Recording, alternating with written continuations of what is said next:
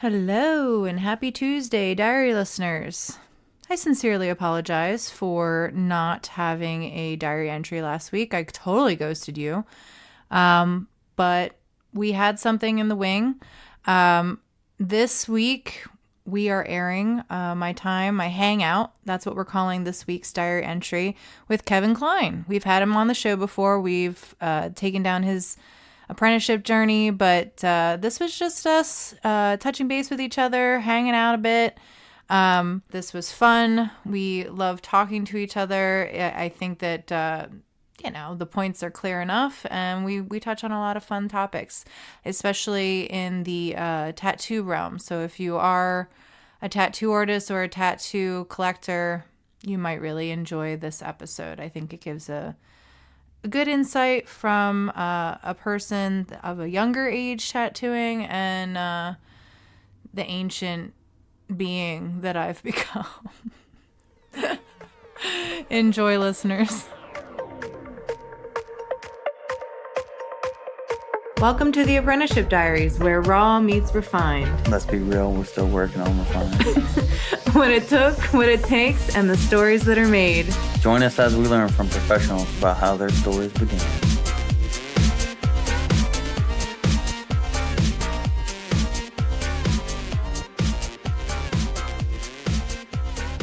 Oh, now I can see you. Yay! Oh, cool. Hey, what's up, Amy? Not much, man. I'm glad to see your face. Good seeing you too. I don't know if How've you been? what was that again? The audio is a little dodgy. Is that? Yeah. I don't have the best service. I am doing this on my phone. Let me see if I walk outside, if I get better service. Let me just see. Okay. Okay. How's that? Is it better service now? Whoa. Everything with you looks like it's gone through some kind of like painter filter.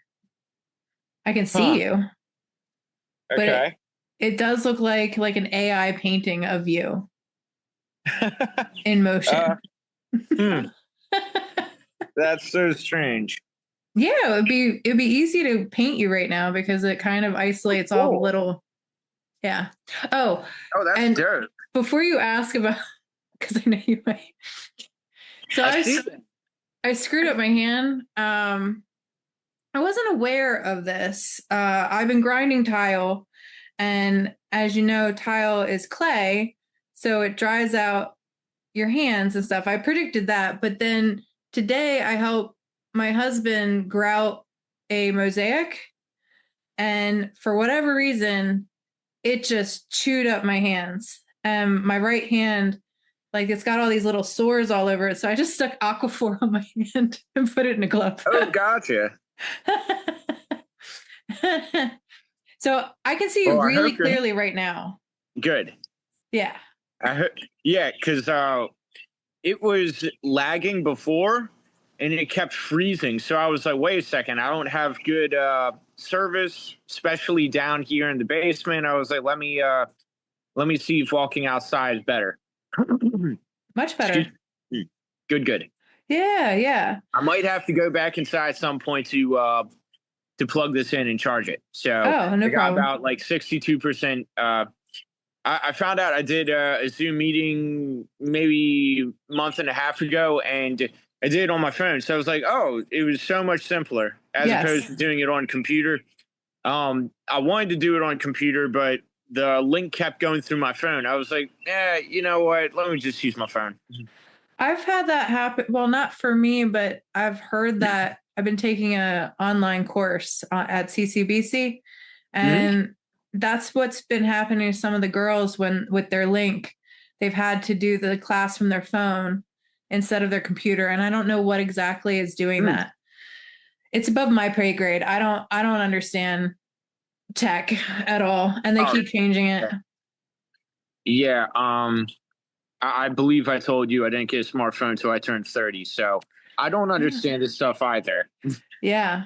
Well, on that note, we should probably, since this is an audio only podcast and nobody's going to get to see you, tell people who they're listening to. So this is Okay. Kevin Kline. Hello. Welcome What's back. going on? It's an honor to be back again. Hell yeah, man. Hell yeah. How's life been treating you? It's been all right. So it's a crazy year. 2025 has been just crazy as far as well, with tattooing. Everything else though, I mean, I'm just staying, just doing my thing, just living. But it's been, I would say, up and down with tattooing. It's like I feel like bookings have been, for 1 minute it's like we're booked at, or at least me and at the shop, booked out for like 6 weeks, and then for like the next month after that it's like you're really trying to book. So Right. it's been a weird year. I wouldn't know. I have since 2020 just been bougie and not tattooed more than a person a day. I've really not accepted a lot of new clients. I've just been doing me and getting by. I don't have a big savings account. I'm going to tell you that right now. Who does these days? Well, what I'm saying is like the pace that everybody talks about is the pace that I've kind of just put myself on. I could have hustled harder had I tried, but I didn't. So it's all kind of, periphery for me, like watching people. But what I have noticed, to your point, a lot of icons and people who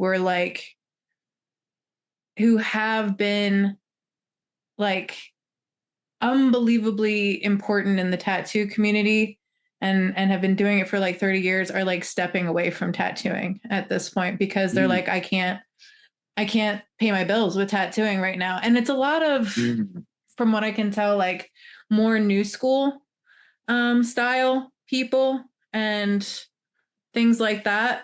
I don't know why exactly that is, but it has been people that were really, really groundbreaking in the new school realm.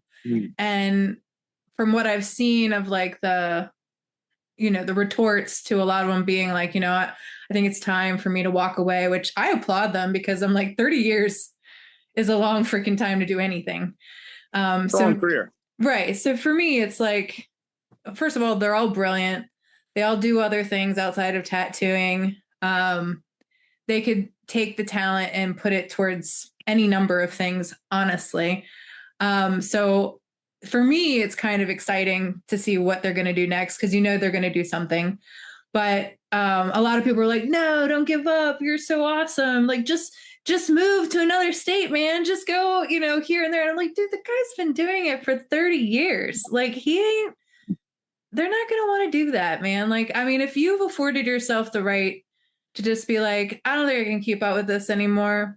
And a lot of people are saying, like, you got to be willing to do everything now. Like, you got to be willing to do the fine line and to do the little banger and all of these things. And for people like that who, and I hate to put it in like a snobby way, but those are people who like, they went through the coils because they had to.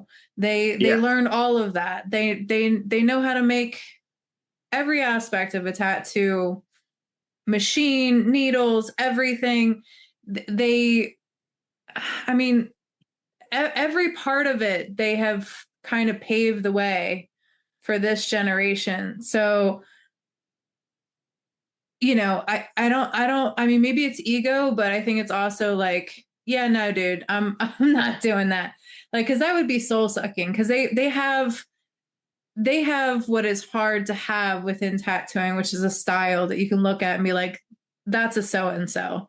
And, to me, it's like either people keep going to them because they want that, or they keep pursuing their art in a way that they can pursue their art. And, when you only have so much time left on this planet, which is undetermined, you've been doing something for 30 years, which is a lifetime in itself. for me, it's like, yeah, no, dude, we're not doing the bangers. That's for someone else. Like we're good.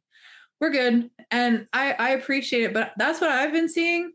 Me personally, if I can do it and if I can do it well, I'll do it.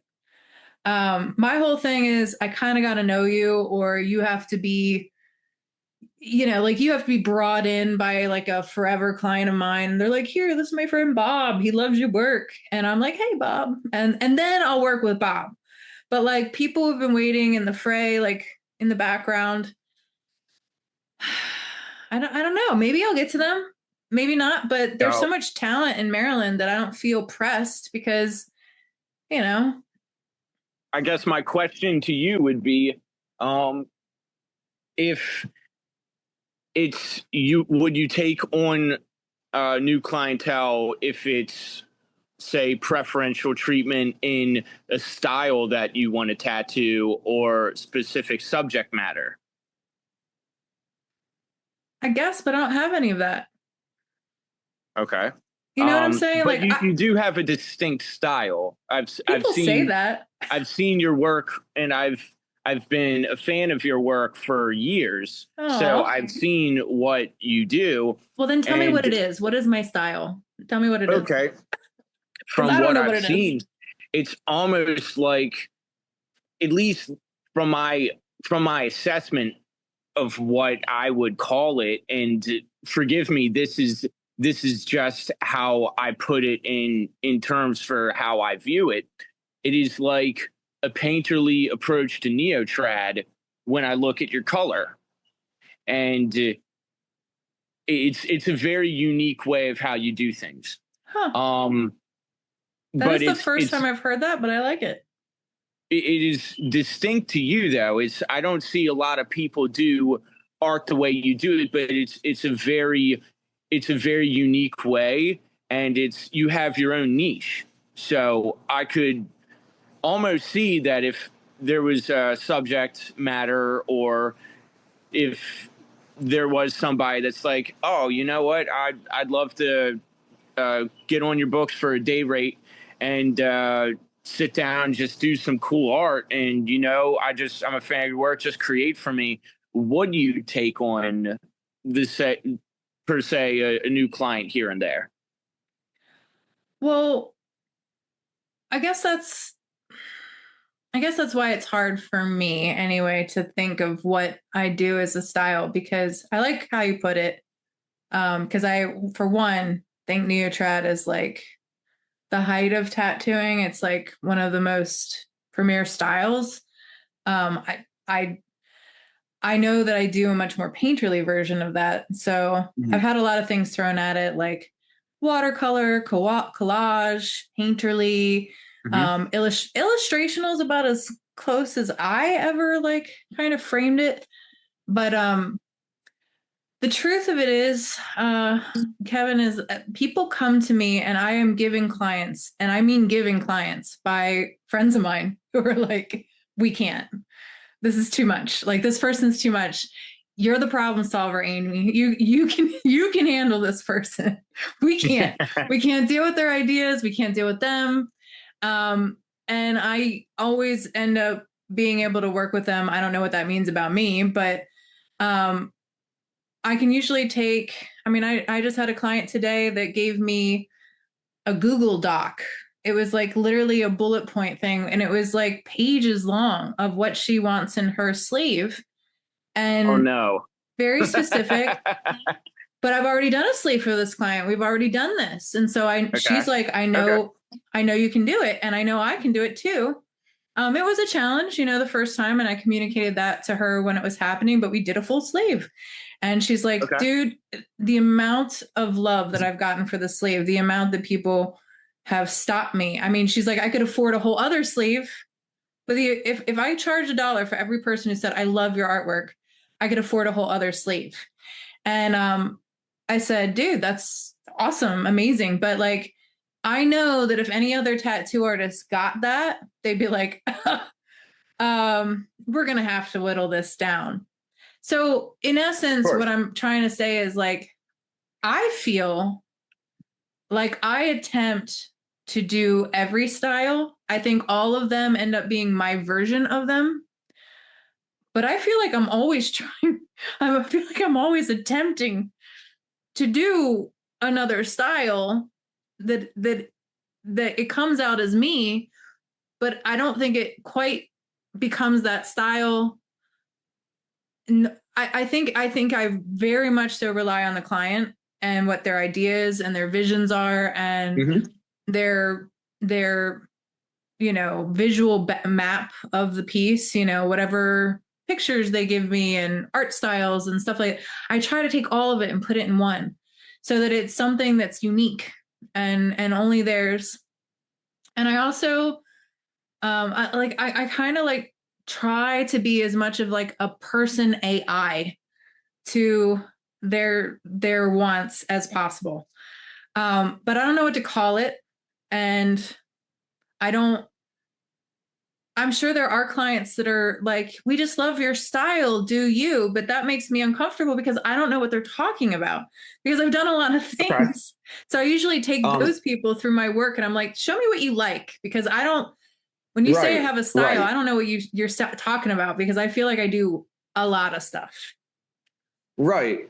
I feel like as artists, it is kind of hard to put us so much in a box, because you are absolutely right. We can do an array of styles and artwork. So I guess my follow-up question would be, have you ever, and because I know this hasn't exactly happened for me, however, I have used the power of persuasion to do artwork that I prefer and artwork that I specialize in. Have you ever had somebody just come to you and say, you know what, I'm just going to pay you for a day rate and I want you to just create, just do you, and whatever you create is I'm cool with? Because I tell some people have said that to me and I say, are you sure? Because if that's the case, I'm going to pull out anime. I'm going to do all sorts of anime cartoony characters. And then they go, oh, well, I don't know if I want that. And it's like, okay, then I'm going to stop you right here now. Just tell me what you want. Right. Well, and I think it's much like that is my follow-up question. Yeah, it's much like that with me too. I don't think people mean that when they say it, honestly. Mm-hmm.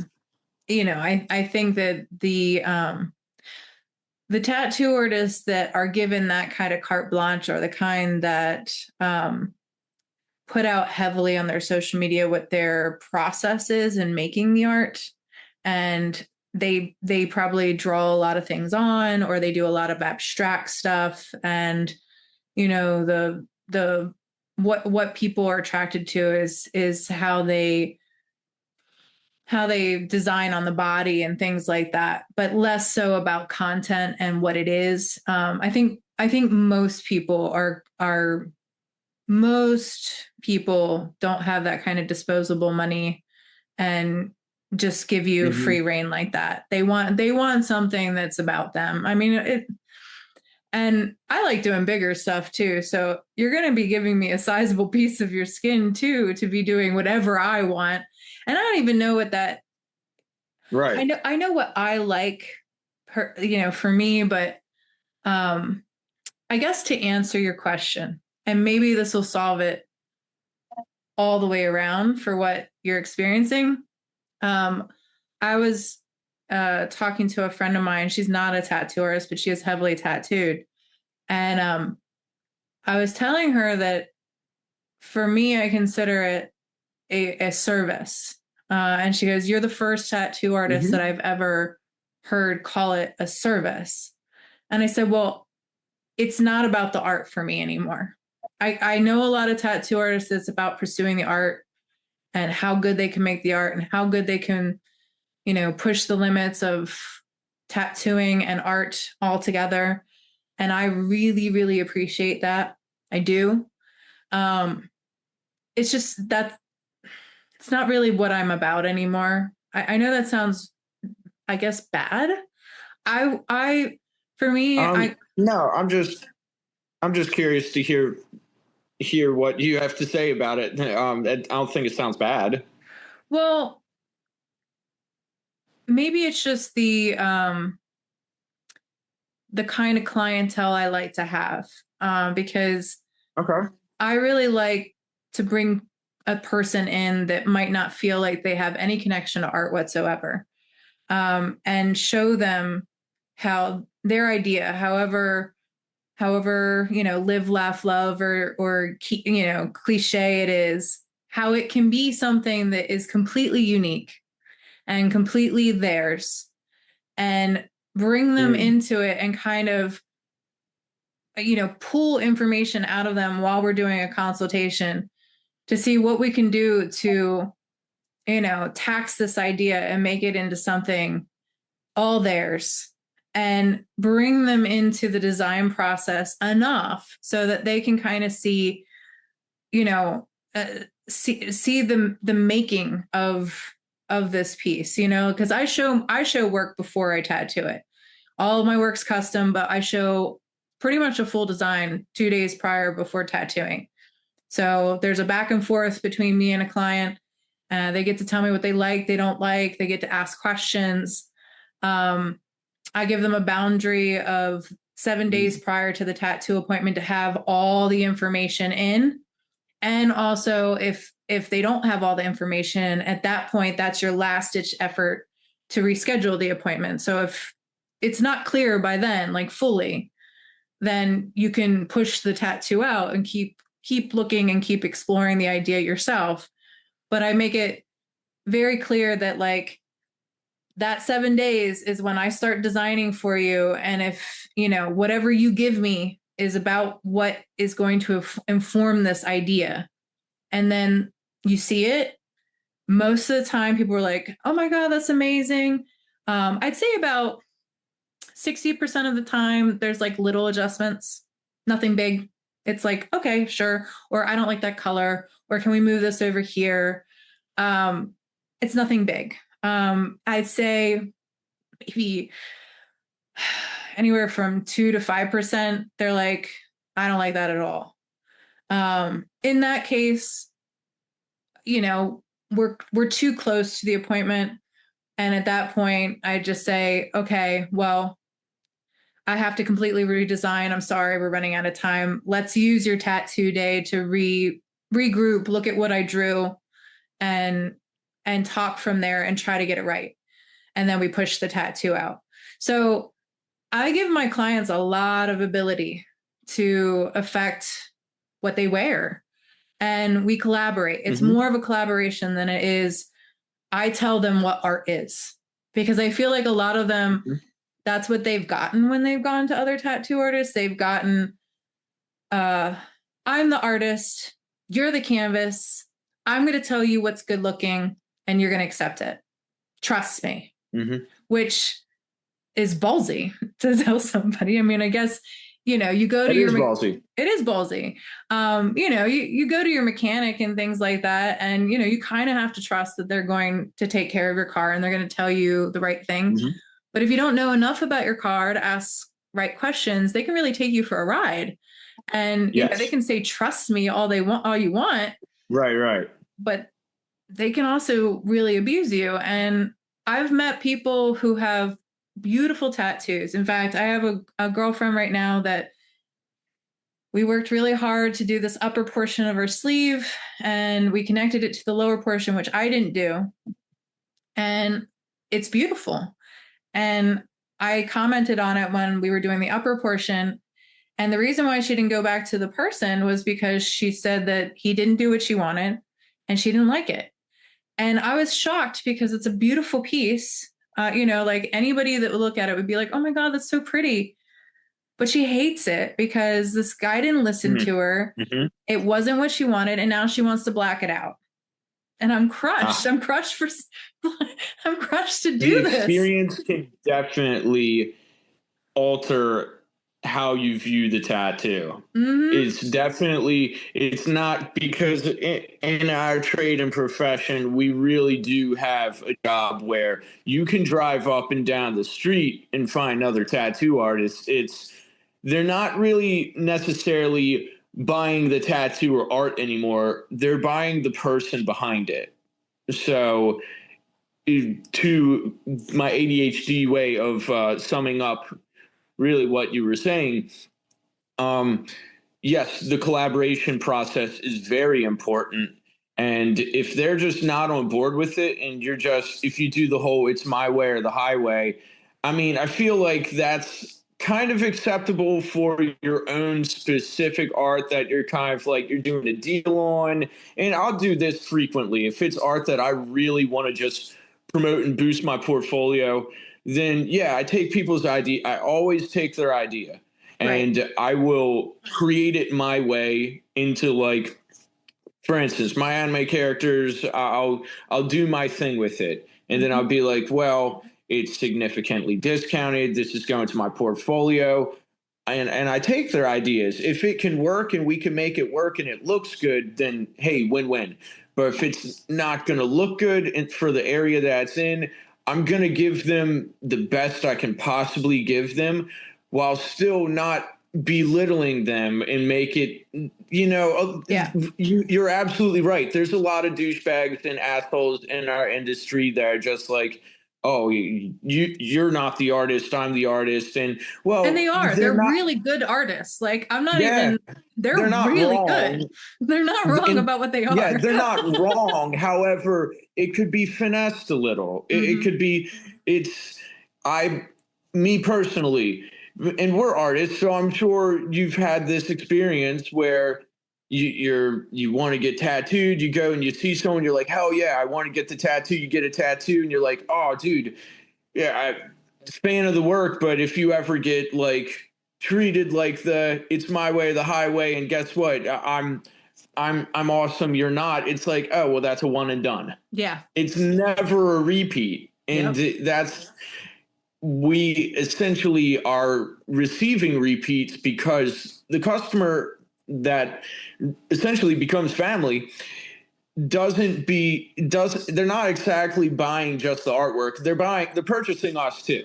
Yeah. So we Yeah. have to do a collaboration with them, so Yeah. it's necessary. Well, it is if that's how you do it. I mean, I've the same tattoo artists that do really awesome work. I watch them. They got their headphones on, their client has their headphones on, and they just grind. Like there's hardly ever any dialogue between them. There's sometimes that they do both, but typically it's either they both have headphones on or the client has headphones on and the artist is talking to the other artists in the studio, but they're not really engaging the client. The client is just sitting and taking the tattoo. And some people like that. Like I've met clients of mine and they're like, Amy, I love you, but like I like this is like sensory overload for me. Like the pain is blinding. There's so much going on right now. I really can't have a conversation with you because I can't even process what you're saying to me because of the pain. I need to just like close my eyes and kind of go inside myself. And I can appreciate that. And then I put my headphones on and we just tattoo and that's fine. Of course I'll accommodate that, but there's I think that there's an expectation when you go to like an artist that they are like, and I've heard people say it, like I'll ask them, what kind of music do you like? Well, whatever you need, like to do what you do. It's all about you making the art, man. And I'm like, where have you been that like somebody needs, but there are a lot of artists. They're not people. They don't like all that stuff. They're just like, I'm going to tattoo you. It's going to be like this. You're going to sit there. It's going to be this long, maybe, might be longer. This is how much you're going to pay. Okay. And then it's that. And it's really phenomenal work. Like I can't take away from the work. I really can't. It's gorgeous. It's just, that's not who I am. That's not my, if we were to talk about styles, I'd say that that's not my personality. That's not my way with another person. I can't be that kind of transactional with a person. No, I mean, it's very, I guess very sterile and very surgical doing stuff like that, which I understand, but like I don't know. That's just not my way. It's not how I would want to treat somebody. It's not the way I would want to be treated. It just doesn't make sense to me. Now, whether or not the art suffers or not, I don't know. I mean, it's always been how I've done things. I don't think it does. People keep coming back. They seem to be happy in a big way, even though I know my artwork's good. I feel like I'm not as good as a lot of these people. Like they're fucking phenomenal. Maybe I could be, I don't know. But I just, I don't know. I see it more of as a service than I do as, at this point, something to create a style that is me, like that is Amy. Do you know the band? So my client just told me about this band, and I'm fascinated by the idea of this. Have you ever heard of Sleep Token? Yes. Okay. So the etymology of this band, and I had to learn all this because I'm doing a tattoo for him about the band, is that none of them are named. They're all anonymous. Nobody knows who they are. So they all dress up and they have masks on, and it's very performative. It's like armor fused with like Norse pagan god almost. And apparently they're all called Token 1, Token 2, Token 3. And they apparently, the lead singer apparently had this connection with the god of sleep. And it's all about this relationship with the god of sleep. So their music ends up being very, very romantic. It's very, they call it. Was that the Greek? I'm sorry, I didn't mean to interrupt you. Was that the Greek god, or yes, Hypnos? Yeah, I believe it was. Yes. Well, what's funny is they bring in a lot of different like faith as far as like as far as styles, and like, so there's Norse, but they also like some of their stuff references Eden. There's quotes that are, you know, directly from the Bible. There's places from the Bible. So they bring in a lot of inferences from different faiths in their they're basically painting this whole other faith kind of thing. And I think it's to explore some very core themes about faith, love, romance, connection, betrayal, loss, toxicity. And so that they can create this whole thing that is abstract and all their own to participate in. And it's very, very cool. And it's characterized as metal, but metalheads are losing their minds about it because it's not like heavy, you know, like it's very lyrical and, you know, it's beautiful. It's very beautiful. I love the song Emergent. Yeah. That's a good one. Yeah. And I'm kind of fascinated. And if I had to do it all over, about the idea of being like a Banksy character where nobody knows who you are. You just, if it was going to be about the art, if you're going to do it about the art, then you can't be a part of that. Like, I think the art and the artist need to stand apart from themselves. It's either about the art or it's about the artist. And I feel like when you're known and people know you as the artist, it is like you said, they're buying both of you. They're buying you, they're buying the art.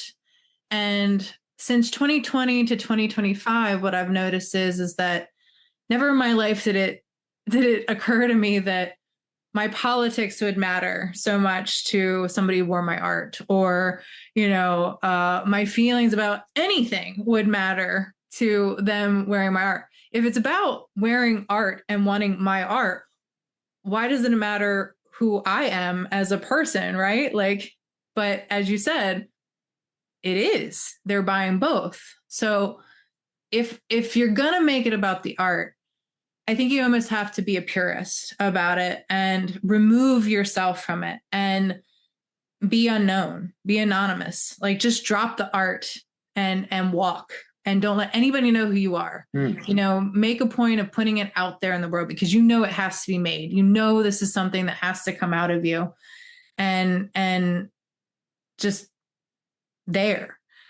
And really that's kind of my connection with art itself at this point. Like I don't think it's mine. I think it's a gift from God.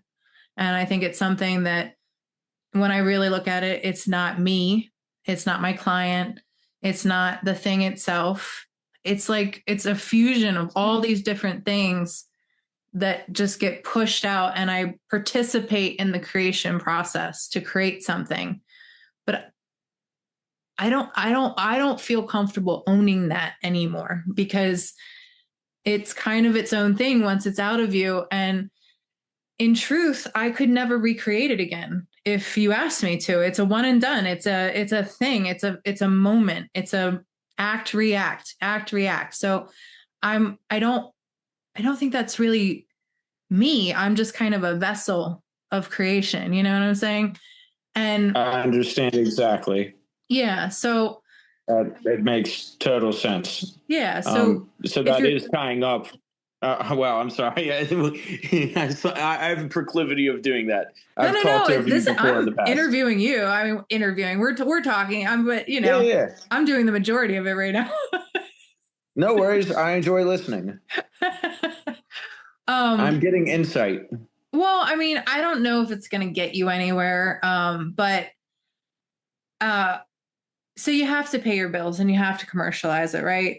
Of course. Right. So for me, when it comes down to tattooing, because you tattoo a person, I went towards pursuing the art, and I thought the art would be enough to pursue where we could, as people, as artists, all kind of come together, and we'd be safe because we were all pursuing the art, right? Like the art was going to be enough. Like above anything, we're all artists. We're all making art, and that's enough. Until it wasn't. Until politics got involved. Until we had a global shutdown because of a pandemic and all this stuff. Then the art didn't matter.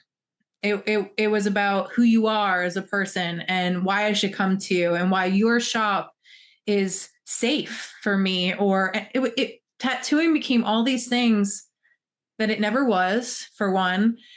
And it also, and understandably, I don't blame anybody for what has become, but I think that, I think now, for me anyway, it's most important to gratify my client, really hear them, apply the things that I know to their idea, and really try to love them, honestly, as best as I can, because it's not cheap. These are not things that you need. They don't feed you, house you, clothe you, anything. Mm-hmm. So it's a luxury. Yeah.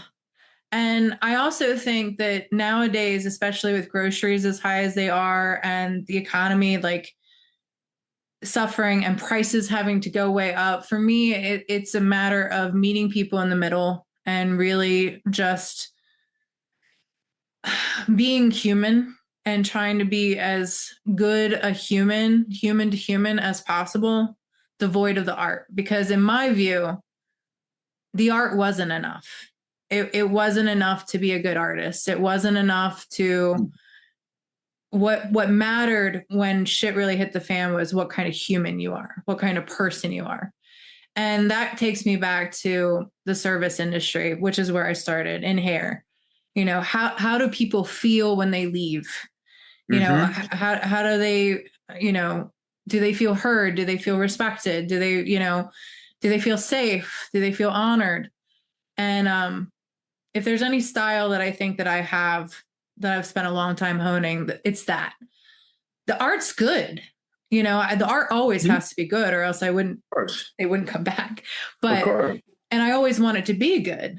But I think that might be why I also haven't suffered a lot of the pangs of the, I don't know, what's been, the atmosphere of tattooing right now. One, I've been doing it a long time in the same area, so people know me. So that's easy. I've had a long standing presence. So it's harder if you're a new kid on the block, regardless. Yeah. It's absolutely a bonus. Yeah. It is a plus. Yes. So, and people know what I'm capable of, so they know what to ask and not to ask for, or not to ask for, but they know what I'm about. So it's easier that way. But I think that people really are looking to connect with other humans now. And I don't think it can be just about the art anymore, because, the art it's nice, but unless you have the capital to just be buying stuff like that. And I don't, honestly, I haven't enjoyed people that have capital like that. I'm going to be real. Like I've met finance bros. I've met a lot of people with really high incomes. I mean, there's some really kind people with that, but then I've met some people like, it's like they treated me like I was a machine, like I was just a facilitator of what they wanted. Would you say that they're more surface level and they don't have a level of deepness to them? I just think everything's transactional for them. Everything is, you don't want to do it? How much? I'll bet you I can match your number. How much to make you do it? It's that kind of thing. Like it's so people they get that off on that. Yeah, they think they can buy you. They think that you have a number and they can match your number, whatever it is. And I just don't enjoy being around people like that. You froze on me. Oh, yeah. Cool. Yeah, something happened. We froze up. And we go outside again. There we go. Cool. Hopefully you got a bit of juice. Oh, yeah. I got. I'm good. I'm sorry about that. It's definitely my connection. I apologize. Oh no, it's fine. It is what it is on my show. We can hear you. Okay, cool. I don't want to disrupt the podcast. That would be, I come back on and then it's like cutting in and out. That would be awful. It happens, man. I've taken bites of things on the podcast. This is probably the most casual show. Eat. No, I think that it's a very comfortable show, which I want everybody to be comfortable on too. It's fine. But you know what I'm saying? Like, I'm not saying that every single person that makes a lot of money is like that. I'm just saying that there are, once you start making a certain amount of money and your time is very valuable, it's impossible really to make connections with other people the way that I want to make connections. Everyone becomes a number. Yeah. And so it's like, oh, how long is this going to take? And, like just things go at a pace that I don't enjoy. There is it is way more transactional than I enjoy. Of course I want to be paid, but I'm not making chump change anyway, even from my clients who don't make a lot of money, like that's important. Yeah. Like I'm making enough. But yeah, like I really like, and I don't care if I'm ever like super duper duper wealthy in my life. I don't, but, I just enjoy being around middle of America people who work really hard, who feel really real things. And, when they come to get a tattoo, it's very important to them. And I just want to be a kind of person who will meet their ideas and their experiences and their wants for a tattoo and give them something that is not only really good art, but a really good experience, and for them to walk away feeling like they were seen as a human being. And that's it, And with the people very admirable. Yeah. It's not everybody has that view and that approach, and that's very noble, admirable, and commendable. So you're staying true to yourself. So you're doing what you love. It's important. Yeah. What are the kids calling it now? Based? That's what they're calling it. Yeah. That's how I know I'm getting older. I don't know any of these terms, but I mean, apparently that's what it's called. Staying true to you or whatever. Base. All right. Yeah. Base seems like a negative thing. Doesn't it? I don't know. I Base. just had some kids say that, what was it?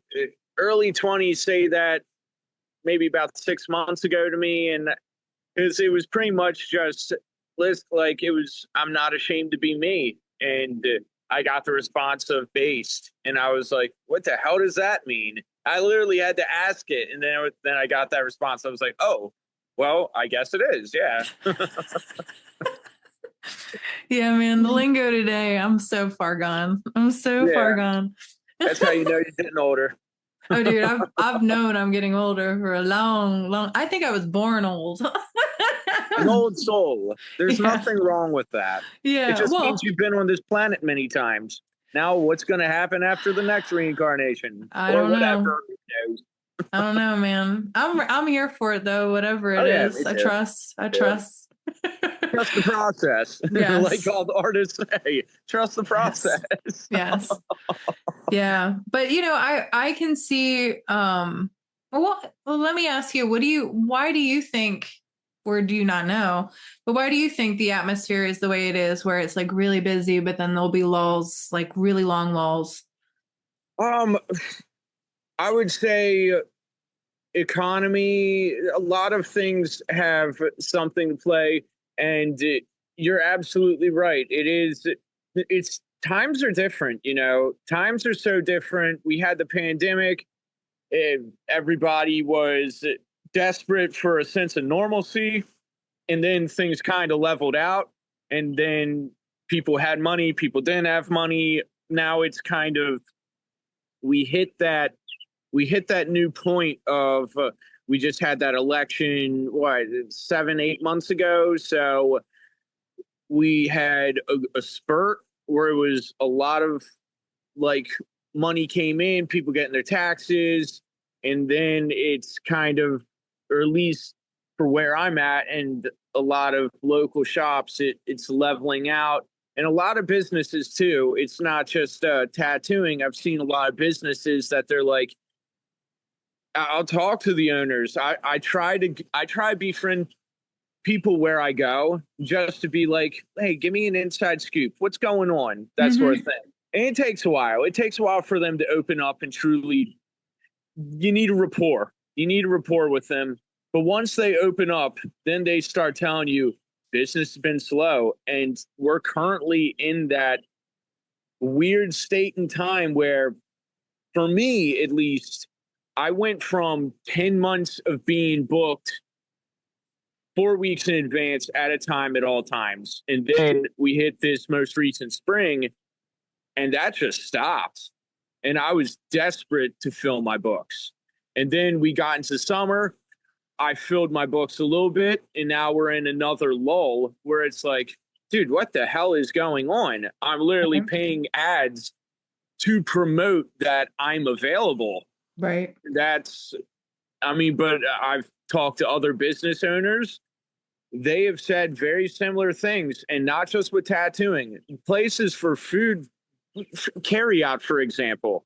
Now, I will chalk it up or accredit it to people are going on vacations, people are, using time with their family and things like that. However, especially food places, you see them kind of stay steady throughout a year. So when they're telling me that they're having lulls, that business isn't doing too good, that's a little concerning to me. That's, okay, what's really going on? Are we hitting a rough spot and unfortunately, this is just the way of the world now. We can't, things with tattooing can't just be, oh, we're just producing art. It's turned political now. So is it Are we in some political time in life where the world's just taking a hit? Are people just more uneasy about spending their money? Are people afraid of the value of their money? I know personally that I never gave much thought of it years ago until I'd say most recent few years, where I was like, maybe it would be wise to have actual tangible currency as opposed to something that's, well, money you can kind of just, you can spend it, and it's paper, and Mm-hmm. it's the value of our currency is decreasing, and it's depreciating. Oh, it's been depreciating rapidly Mm-hmm. over since the pandemic, since 2020. Oh my God, our currency, what is it? I don't even want to know, to tell you the truth. I don't even want to know, because I learned about a year ago the value of it compared to prior to 2020, and I don't even want to know what the value of it is now. So Well, it's gotten a little bit better, Okay. Since probably last you discovered it a year ago. Projections are that we might not hit a recession. I think we are currently in one because it was impossible not to be, but like the kind of recession that like really halts a lot of things. I think it's coming back. We're starting to generate some money, and there's not a lot of handouts happening anymore, which is good in my opinion. That's my politics, and I've not been shy about it. But yeah, I think you're right. I mean, one thing I will say that's been good to me, and I think if you can figure it out in a way that's comfortable for you and you feel valuable. I've been working trades with, I have a client that has a mini farm, and they, both adults in the family want tattoos, and they all raise meat. And so I'm trading a sleeve value. Yeah, I'm trading a sleeve right now for a pig in September. So, Well, you can, all of that, you would spend money to have it anyways. So it's barter. Yeah. It is the old system of barter since the beginning of civilization. Yep. And the meat is amazing. They're a beautiful family. They homeschool. They have 7 kids. Now their kids are coming to me to get tattooed, which is awesome. So, and that's what I mean is that like, I think people are going to have to start really connecting with actual people. And if you haven't in your time being a tattoo artist, figured out how to be a good human being and how to, talk to a client as if they're a person and really value their ideas. And because I caught a thread on a tattoo board, we both belong to it. We're not supposed to say that we belong to it because it's the rules, but we were both on there. We met on there. So okay, yeah. So oh boy, that was seen a train wreck of a page. Oh my God. It's gotten better though. Have you noticed? I got kicked out of it. I've been kicked out of so many groups. Well, that one I might not belong to anymore, but there's another one that I've been on. And so I saw this post. It was a beautiful design, clearly had AI assist it. And it was very female demon-esque, the actual design. And it was beautiful. But as the poster described what the client wanted, it was very clear that that was not what the client wanted, even though it would have been beautiful.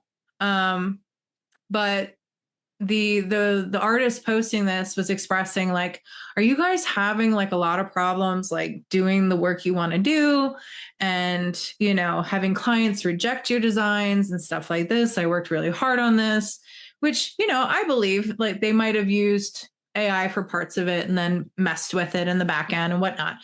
I don't really care how people use their technology to get to their designs, because it's whether or not you can tattoo it. And I looked at this person's work, and Right. he could tattoo it. He was that good.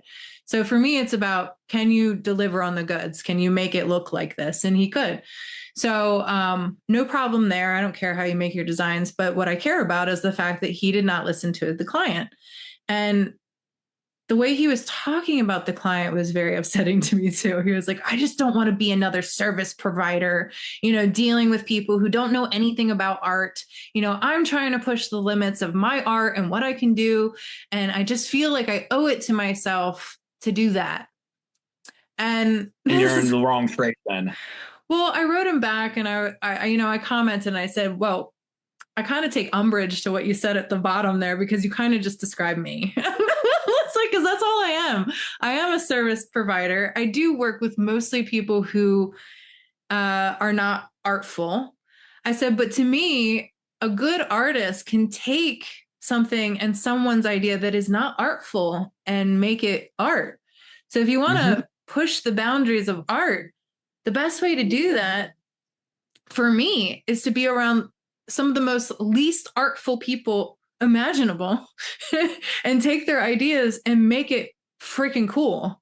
Like, if you can't make their ideas cool, then you're not as good an artist as you think you are. Of course. And to me, you are kind of destined to lose your job to machines and AI then, because if you're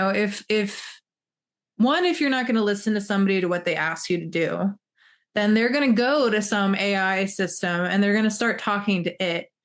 And the AI will listen to them. It might take a few tries, but the AI will pop out something, close to what they want. And so you're basically making yourself obsolete with that attitude, as far as I can tell. So what would you say, the give and take would be on doing work that you can justify while still giving the client what they want? Because I've noticed this with myself. I've gotten a lot better with it, but I used to simply be a people pleaser of just giving you what you wanted. Right. And that was, now I did kind of do my version of it, but I kind of did fall into the category of, yes, I'm going to take the money and just give you what you want. But the end product was, it should have been worded in a way to make the client understand that what you want in your mind is not exactly going to translate to skin. Right. And how the skin folds, how everything about us, nothing is a sheet of paper. Right. And I feel like a lot of people have this. I'll use this as an example. Somebody, now this was a while ago, and it's kind of fitting because this is called the Apprenticeship Diary. So I'm going to go back to my apprenticeship. Nice. This guy might have actually been on something, and you know what, I believe he was, but it was just, or it could have been a level of on something and crazy, who knows. My mentor wasn't at the shop at the moment, but this guy came in and he's talking to me, and I'm pretty much just kind of watching it while he's gone. And he's talking about, he had a dream of a volcano and lightning and God and the devil and an earthquake, and then everything happening within an acorn that turned into a tree, all within the eye of an eagle the size of a quarter. And I was like, what? And I was like, explain that again. That's and a cool animation. Yeah, and it makes for one wild DMT trip and one wild dream. But within, now, I'm sure somebody who doesn't care about ethics or has a moral compass would gladly take that person's money, make about a quarter size design of some garbage, scribble it out, and then be like, here you go, do some scribble scratch on the skin, be like, yeah, that's your dream right there. When really what was being described was a back piece, and that's if it has to be really thought out, like a process like that. Like, so my question is, and now this definitely has more to apply to that guy in particular, because we both have heard of that particular type of artist of, I don't want to do I only want to do my work, and so especially what you see on the internet, you see a lot of that on the internet, and there is nothing wrong with doing what we want to do. And you know what, like, for what I want to do, the stuff that I'm in love with, I just promote it, and I either promote it, or I'm pretty much to the point where I'll do it discounted because it's something that I really want to do. And or I just have people that are fans of what I do, and they're like, you know what, I really like this, I really want you, but I want to collaborate with them. I've been enjoying different facets of art, and when I pull it off very well, and someone says, "Oh, I really want you to do that in this part here. I want you to do that for this tattoo, and we can do say color for another tattoo." Awesome, awesome. And I love the collaboration because it's such a boost. Right. For not only do I get to do art that I'm happy with, but seeing whoever I'm tattooed leave happy and ecstatic with it is just, it's that icing on the cake. I don't need the validation that I did a good tattoo when I've done a good tattoo, but seeing them happy about it is like I did a good job. Right. And so I guess my question is, and how would you ask this particular person? Because I know your response would already be, we would probably do the same thing, because we do want to do our best work, but we also want to please who we're tattooing. We want it to come out looking aesthetically pleasing. We want whoever we're tattooing to be happy with the end result. Like, it's right. There's no point in us doing a tattoo that we're like, oh yeah, we had fun doing it, but the person we tattoo is like, I hate it. Yeah, that's like, if there's a legitimate reason for them to be unhappy, whether it was pushed on them or whether the experience sucked, then I understand it. If it's just, well, it's for someone that's being unreasonable, then I don't understand it. But how would you word it to this person of how you can keep your moral compass at the same time of doing work you want to do, but still give the client a tattoo that they had a say on, they're happy with? And I mean, clearly this artist just did the beautiful demon female character because he wanted to do a demon female character. Hell yeah, I applaud it. But that could be something he could have promoted in general, as opposed to saying to this client, this is what you're getting, right? Which is wrong. Right. It is wrong. You can make the suggestion, and you can be like, this would be really cool.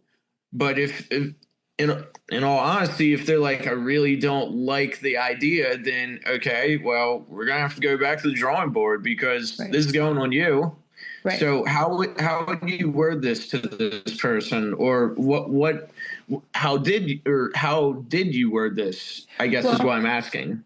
So there's two things you're asking. So one of them is how I confronted the artist on the group page and his feeling that he owed it to himself to pursue the art. And then there is the client who comes in with an idea like you painted, where there's a volcano and lightning striking it, and there's God and the devil, and all of this is taking place inside of an acorn that grows into a tree that is viewed through the eye of an eagle and the size of a quarter. Is that what you said? Yes. I want to make sure that's what I heard. All right. There was more to it. Okay. I believe you. So there's two questions there. So one is the client who walks in, which I don't really entertain much anymore because I don't do walk-ins. I do requests only and custom work. But this still might be a custom request. So I always do consultations and I always take my time. So with somebody like that, first of all, they're not getting to me unless they send me a request. So it sounds like this guy might be a little mentally off. He's probably not the kind of dude who's going to be like, I really love this chick's work. Let me find her website and then let me send her a cogent, email request. And then let me type out this entire idea I have and send it over. I don't imagine that person doing that. I imagine that person walking in off the street and telling you that idea. And for that person, I feel like it's fair to indulge them in so much as, hey, bro, why don't we do a really cool acorn? Because that's what stands out to me. And many things can happen from an acorn, it's a seed. It's something that, God talked about, whether or not there's the parable of the seed. Are you the kind of ground that a seed can take root in and grow thick roots?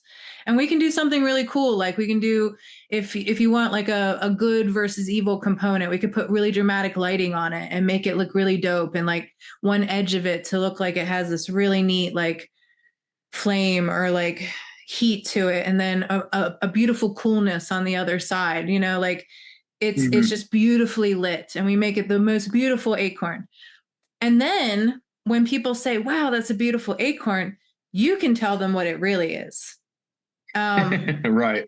And then, because to me, that's really what he wants to talk about. He wants to talk about his concept of faith, the way that he sees, the battle of good and evil and this reality and what we're all stuck in and that's it. But the seed to me is the the symbolism of all of that. It's that is the piece of that idea that for me stood out and holds the potential. And it can be done. It can be done sizable. It could be done, relatively cheaply for somebody who just walks in off the street. I know I can make it cool.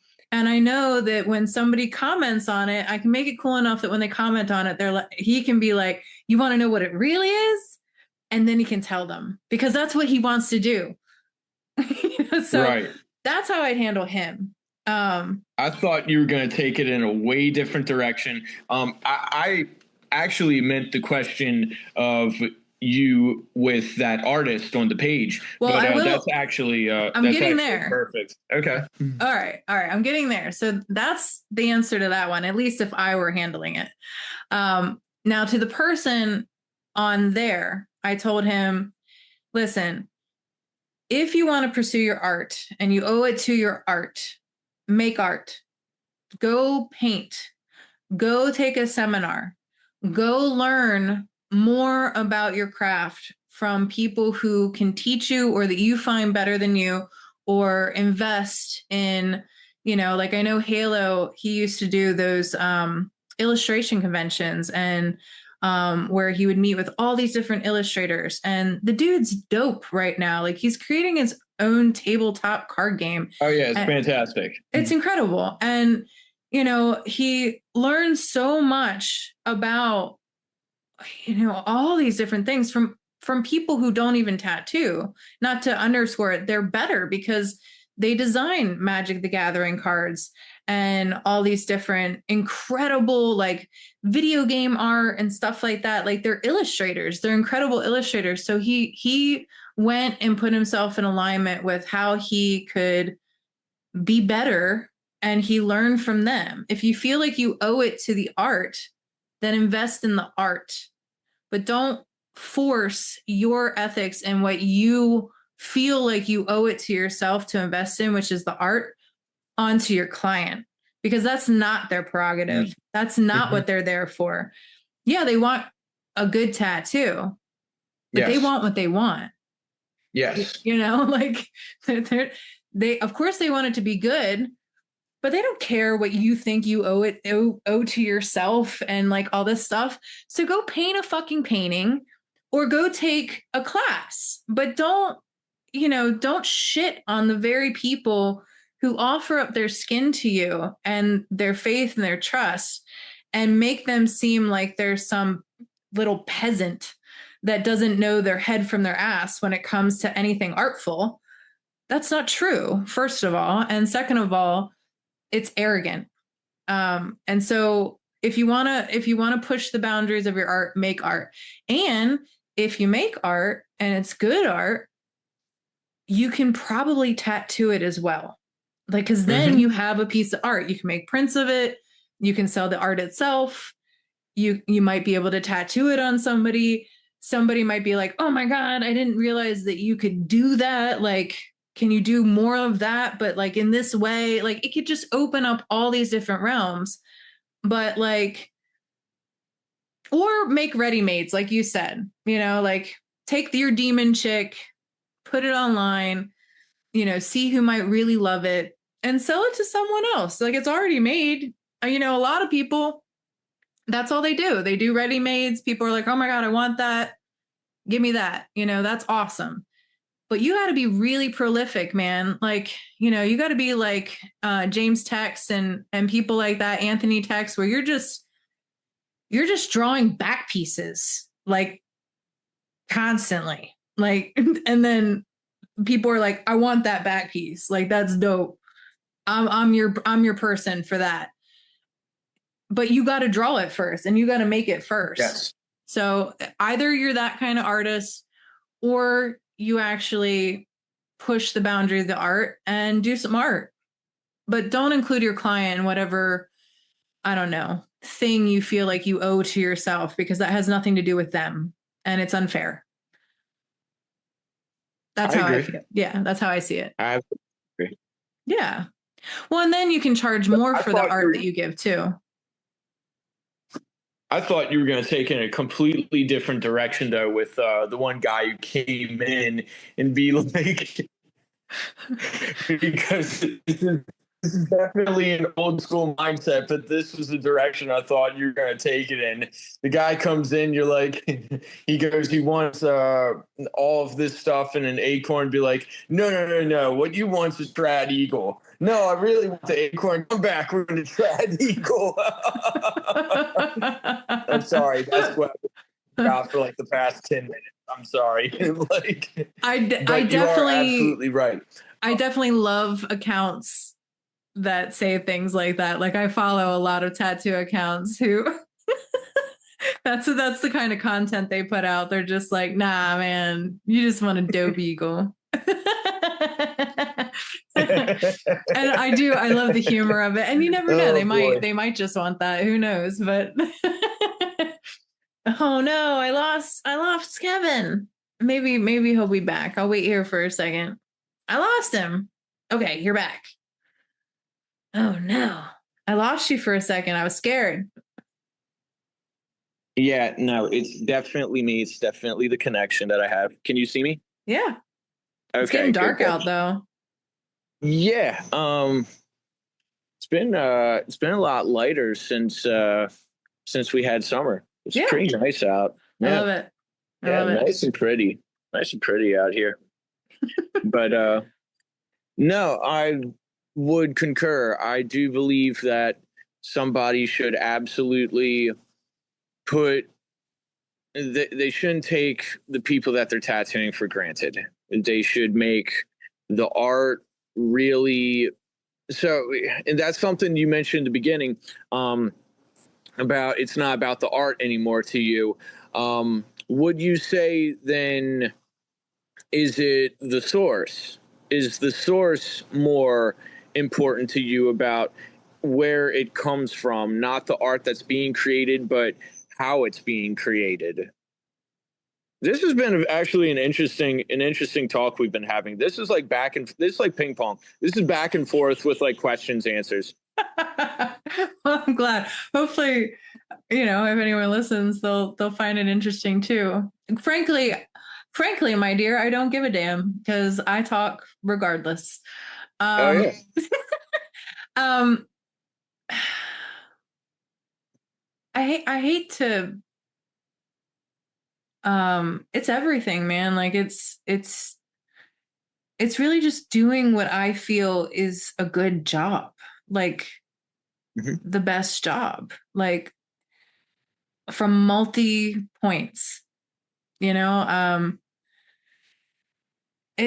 is. It's a lot about I guess the source.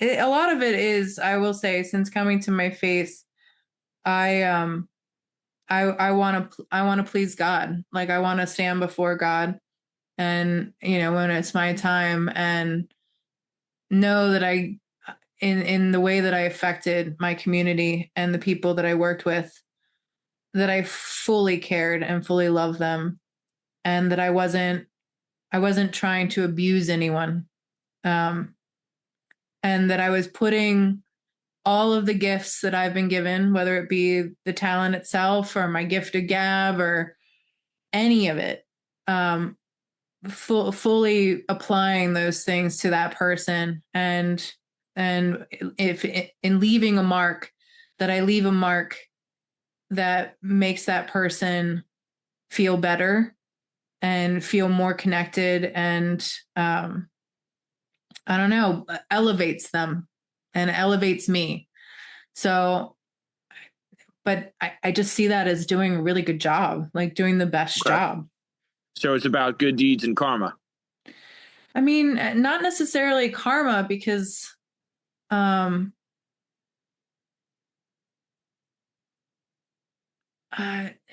it's more about like willing the good in myself and other people, like really just trying to think about things in terms of what is going to lead to the best outcome in all manners. If I were to look at this at as many angles as I could possibly fathom, what would deliver the best outcome, and what would elevate myself and them and everything, and what is the highest form of caring about this. It's truly to embody as much love in the action as possible, because that, to me, that's the only way now that you should ever get tattooed. I mean, it's permanent, man. I don't need it. It's people are going to see it. They're going to judge you. They're you're going to have to encounter loved ones with it. Like it needs to be all those things to me. It needs to be that. Okay. I don't know. I mean, yeah, there's money that comes from it afterwards, but that's honestly the cheapest part, as far as I'm concerned. The most, base part. Right. So I don't know. It's a hard question to answer, honestly. Well, that goes back then to what we talked about earlier with morals and staying. You literally just say it, being based, standing true, standing firm in your beliefs, and staying true to yourself. Yeah, but it's more than me. I want it to be about them. They're gonna have to wear it. Like that's not about me. Like what how they encounter their world. Like, to give you, for instance, and it's not fully about them either, because if they're married, it's about their partner. Like, too. I mean, if you believe marriage is as I believe it, you're one flesh. Like that's flesh of your flesh. That's your partner. That's somebody that you vowed to God to be with till death, through sickness and health, through better or worse. All those vows, like you agreed. That's an oath. That's sacred. So it's more than you at that point. It's about your partner. So when I talk to people and I am talking to them about their tattoo and their husband isn't there, or I say, show your husband. They're like, oh, I'm doing this for me. He doesn't really like tattoos. And I'm like, show him the tattoo, because he's going to have to see it. He's your partner. You guys are a team together, whether he likes tattoos or not. I would rather him see it and know it and be comfortable with this decision than not. At the end of the day, you're going to live your life the way you want to. I'm just telling you how I feel about it. That's your husband. You're going to go home to him. I get to stay here. I get to be like, adios, did a tattoo, bye. Right. And then So never see you again. So would you say I'm guessing I already know the answer to this question. There are specific tattoos that you wouldn't do based off of, say, religious, moral, or any type of reasoning that would be upsetting to, say, partner or spouse or family members involved. Would there be tattoos that you wouldn't do? Well, yes. The answer is yes. I will not personally, for myself, do anything satanic at this point. So Demon Girl wouldn't be my cup of tea. Okay. Yeah. I have done it in my past. I have, but I won't do it anymore. If it's overtly satanic, I won't do it. Now, I do make an exception for what I consider to be more, I guess, pagan religions, because I don't necessarily consider them overtly satanic. There are a lot of Christ followers that see it that way. I don't necessarily. Mostly because a lot of those faiths, if you look at them, they end up funneling into Christianity eventually. I see a lot of them as people seeking, God, and they're trying on a lot of hats. And, there's this vast world around you and there's all these different inferences. And for me, that's people seeking and they're discovering and they're feeling the world around them. And those are marks along the way, like of their life and their progression. I also feel like, even though I'm not the person who's going to do a satanic tattoo anymore, that I know that you could be covered in satanic tattoos. And if there's true repentance, and if you really don't agree with that way of life anymore, that you could be covered in them and you'd still be able to receive salvation. So, but I'm not going to do that for you anymore. So that's where my line is. It's not to say that, that you're damned forever if you have satanic tattoos.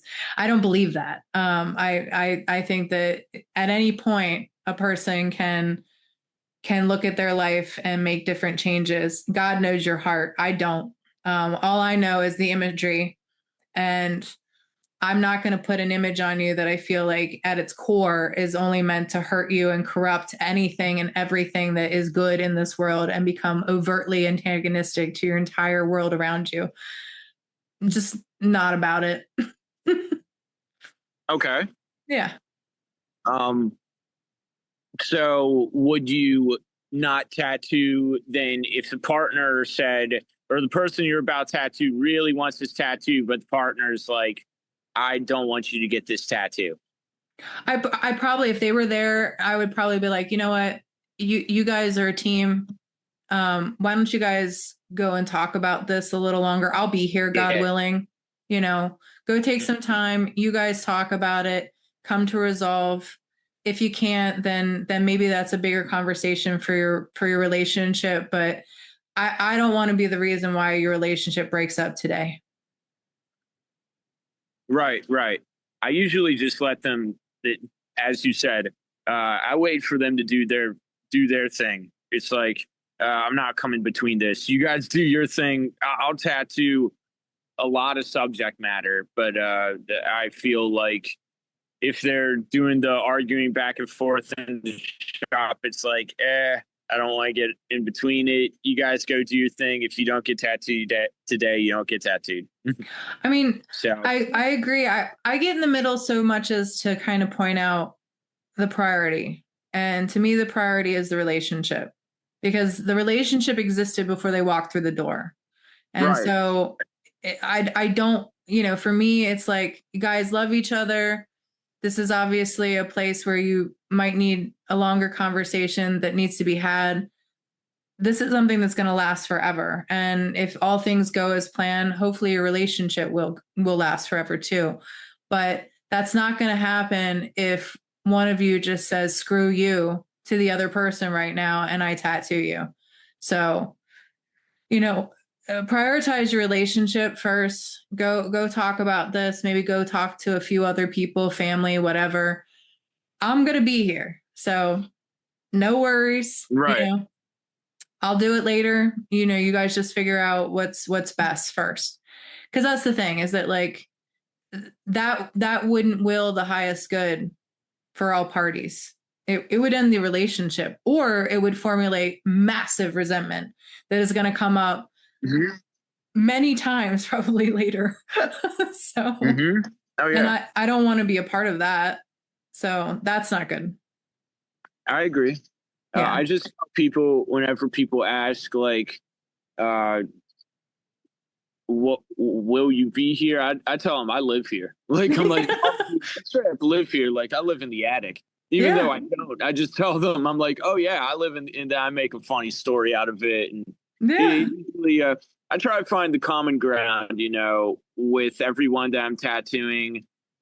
Anybody that is, I try to, going back to our conversation earlier about the people that they just put on the headphones and tattoo and they don't want to interact with the client. Well, for me, that sounds asinine, because I wouldn't be able to handle my job if I did that. I need the interaction. If they don't want to interact, then that's fine. I can just shut up and tattoo.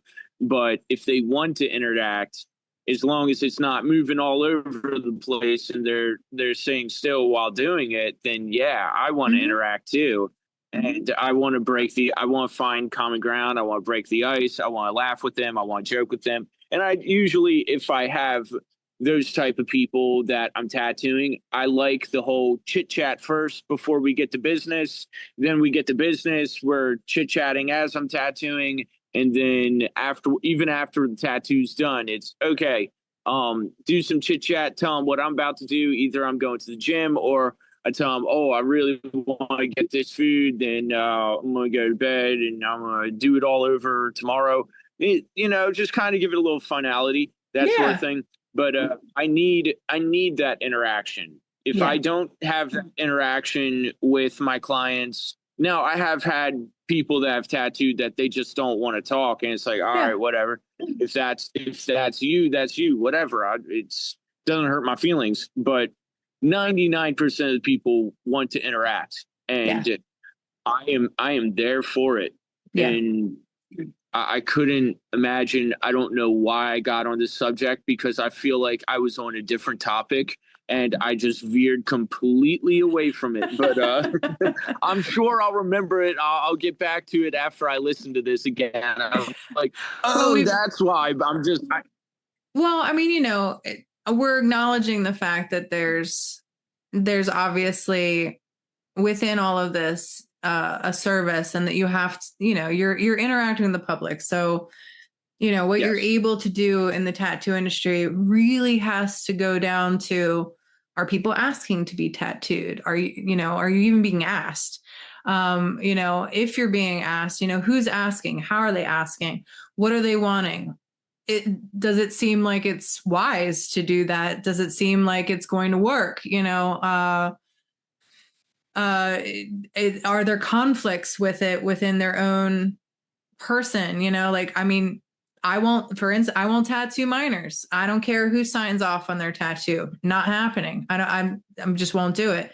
My whole thing is, you're adult time now. I don't want you to have to go through somebody else to get something you're going to wear for a lifetime. So you make the decision. You talk to me. we work a deal, there's dialogue, and I'm going to lead you into something that you have to fully take on to yourself. There's not going to be mommy and daddy holding your hand to you. Right. So that's my view about it. So there's lots of things that I put up as boundaries and protocols, but all of it, some of it, I can't say all of it. Some of it is because I think I have adult ADD or something like that. Like I really need some extreme systems of protocol as I work through the tattooing process. Like I have my way that I walk somebody through it. Of course. And I have to have that, because if that gets interrupted or if it goes off the rail, it gets really messy. And then I start like my hardwire, like my hard drive gets fried. And I'm just like, oh my God, why didn't I stick to the plan? Why didn't I stick to the way that I always do this? It always works out if I do it this way. We did that thing. We missed this step. And this Absolutely. is why this is, all falling apart.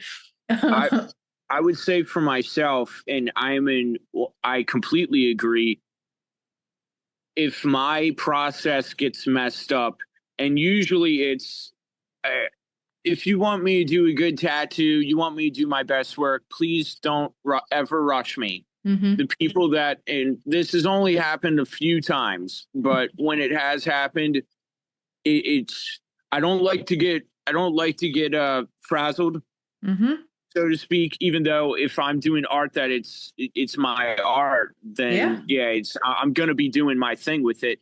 But if I'm being put on a timeline, like you have an hour or you got 2 hours, it's like, whoa, wait a second. It's going to take me that at least to set up and chit chat with you. Yeah. If that's the case, do you want to reschedule? It's like, oh, yes. Well, I can come back. But then again, you got 2 hours. This is actually, I'm saying this because this has happened. Oh, I believe you. Yeah. And then I'm rushing, mistakes are being made, and my best art is not coming out because at that point, I'm not even thinking about, just tattoo. I'm thinking of trying to get as much done. And then at that point, by the end of it, it looks like a sloppy mess. I remember last time I didn't want to cuss on your podcast because I'm trying not to cuss, but I will get I'm about to bring emotion into it because it pisses me off. Yeah. I don't want to create work that is my stamp on it that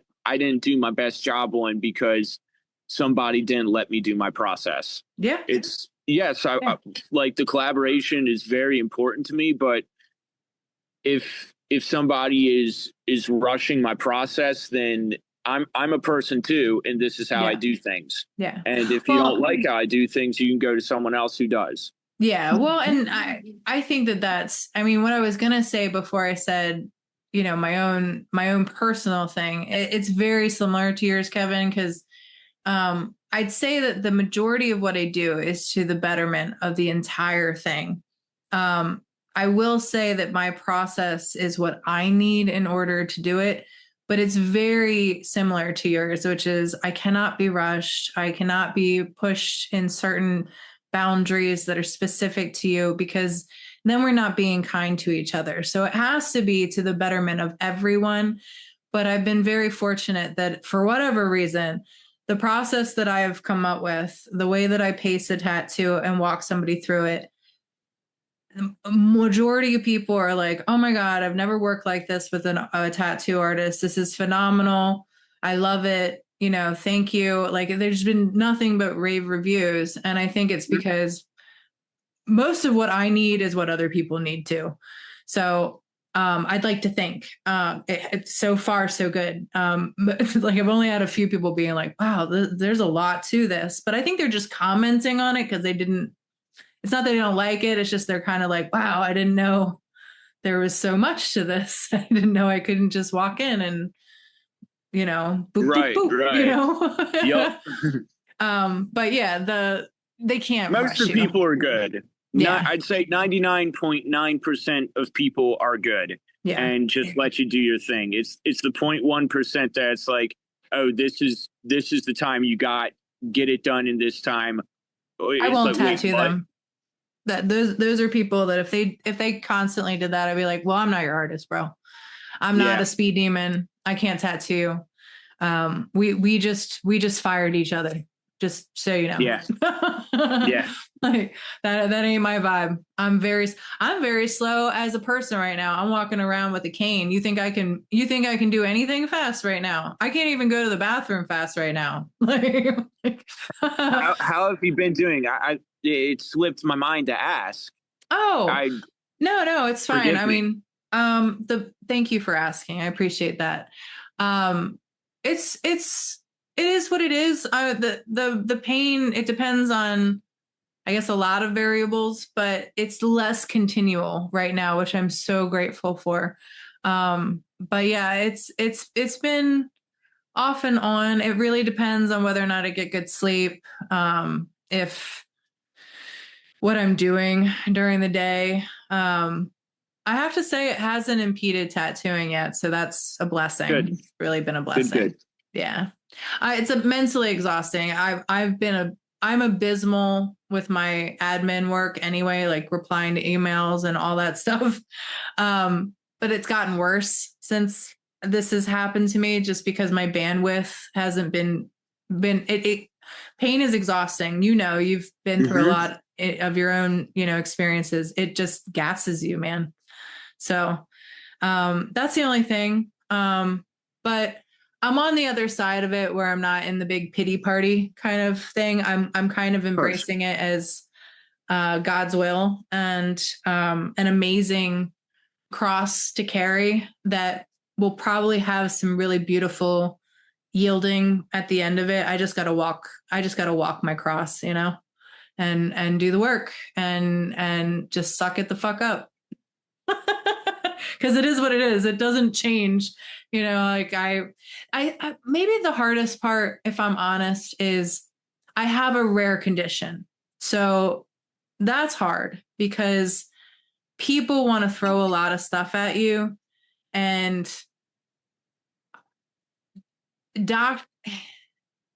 if somebody could talk to me in a way that says that they understand how certain physical things are created, and could look at what I have and understand what I have, and then throw me some things that might be the reason why my body is doing what it's doing, I'd be willing to entertain it.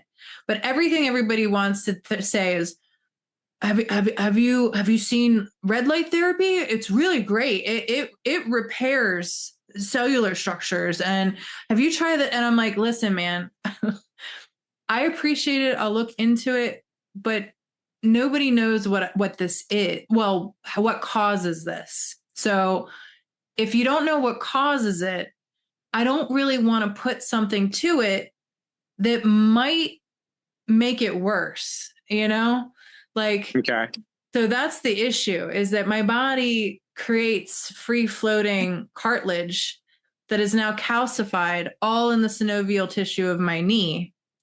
So the tissue that is supposed to create the lubrication for the joint is full of calcified shrapnel that my body just produces. Yeah.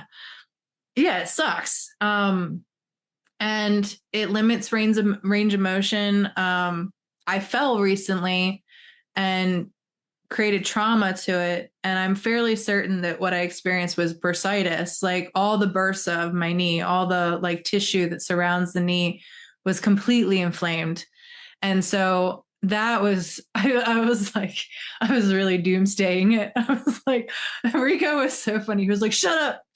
You stop crying. You don't know pain. And by the way, he was rubbing my feet while he was doing this. He was helping me out. He was bringing me meals. He wasn't, he was being a dick, but not being a dick. You know what I'm saying? Like, he was just kind of he was being him. He was like, you don't know pain. You just need to relax. You don't tell a woman to relax ever. Right. Just saying all the man things don't say. Yeah. It's making me, but for me, I kind of like mentally, I don't know why that kind of, I guess it's because I know that he's been through a lot. Like he's been through a lot of things that he didn't choose. Now, the things that he brings up as his, experiences with pain, a lot of them are self-induced, but he's had childhood leukemia. So I know that he understands what it is to have something that you did not choose and that you have to suffer through. And he almost died, like a lot. This was before they really understood a lot about leukemia. Now it's very common and they know how to treat it. But in his time, it was less common. And a lot of kids, he was in a Yale University study, and a lot of kids in that study died. So he really has had to deal with some phenomenal obstacles in his life and has overcome them. And he's had spinal taps. He knows what pain is acutely. So I guess I can hear from somebody like that, like, stop crying, you don't know pain. I'm like, yeah, you're probably right. I probably don't know pain. I'm probably just freaking out. And he's lovely. He's my husband. He loves me. So I guess I can hear it from him. He just doesn't like me, getting upset, because he's just like, you just need to relax. You need to relax. But I can't relax because so much is happening that is outside of my control, and that's not relaxing. So I have to have a pity party. But ever since that trauma, it's been improving and less painful. My range of motion has not come back, and I don't know if it will. So I'm pretty likely going into surgery, which freaks a lot of people out. But I've tried everything, dude. I really have. I did jujitsu for a year. I ate paleo. I ate well. I ate clean. My knee got worse. Obviously with jujitsu, it might, because you're constantly on it. But I was physical and I was in shape and I was strong in a lot of different ways. The little micro muscles and stuff that I had, my whole body was together, but the knee still was awful. And I don't know if there is any route but surgery. And I don't think people really realize when you have pain. I mean, I've had this pain now and this, complete seize of the knee for, I think it started when I was 35. I'm going to be 44 in August. So when you've been suffering pain that long and that much immobility and lack of just a lot of different things, you start fantasizing about somebody cutting you open. Like the very idea of somebody ripping your flesh open just to relieve the pain, just to take it away. Like you start fantasizing about it. Like, please God, get it out. Just get it out. No, hernia surgery sucked, but I was so grateful that it fixed my hernia, because that really sucked. I believe you, man. Yeah, I understand when you say you want surgery and you just want somebody to fix it, because the only good thing about it is you can have return to a level of normalcy. But there's nothing fun about the surgery. How even the pills they give you, it's not taking the pain away. They're just saying, here, take this. Like, you're going to be in pain, take this. It's not taking your pain away. You're just going to suffer. Yes. So there's nothing good about the surgery apart from hopefully you can return to normalcy. Yeah, and it's really a hope, because that's the other thing is, my condition, I'm hoping I'm within the 75% that it never returns, but 25% of cases, it comes right back. So you might get a year of relief. So that's the other thing is that, everybody's threshold is different. I've reached my threshold. I've suffered this for nearly 10 years now. And, I can't imagine the kind of crap I'm doing to the rest of my body, my back, my other leg, my hips, all of those things. By the way, I'm in my 40s. I'm in perimenopause. All of these things are being affected anyway just by my body chemistry. I have more cortisol right now because of my hormones and all of these things. So all of these things are already going through massive shifts via hormones that are just natural to aging women. But on top of it, I have this added thing. So, I get that people are like, well, have you tried this? Have you tried that? Have you tried? I've tried most But that's things. not helpful. Well, I mean, it's just they don't understand, like I have to show them, I literally have to show them what the inside of my knee looks like, and to explain to them that I had a well-known, very, very reputable decade plus. I mean, I think it was a couple decades that he's been in orthotics, look at my x-ray and be like, oh, this is unique. And I was like, oh, yeah? And he's like, yeah. And I was like, well, I've always wanted to be special. And he's like, well, this is special. All right. He's like, I'm not 100% what this is. He's like, it's either, and I don't want to freak you out, but it's either this benign thing over here that's very rare, but that's what I think it is, or it's cancer.